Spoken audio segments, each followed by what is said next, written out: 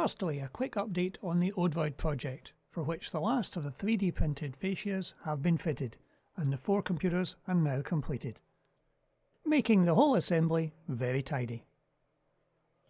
Today we are going to look at adding more units to the LCD display rack shown in the last video, which will be connected to each of our Odroid computers. This is a small, easy to assemble kit from Adafruit.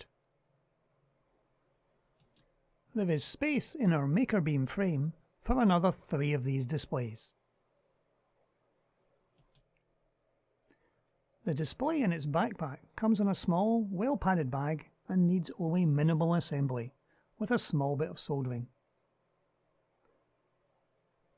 Both the LCD display and the fully programmed backpack board are fully assembled. In addition, I've purchased 4 USB cables with USB-A to up-angle mini-B connectors. Using the up-angle connector saves the cable sticking out too much at the side and makes the assembly much tidier. With the backpack, you have the choice of communicating with it using TTL serial, for which a cable is provided, or using a mini-B USB port, for which you'll need to purchase a cable. As I said earlier, for this project I'll be using the USB port for communicating to the LCD displays.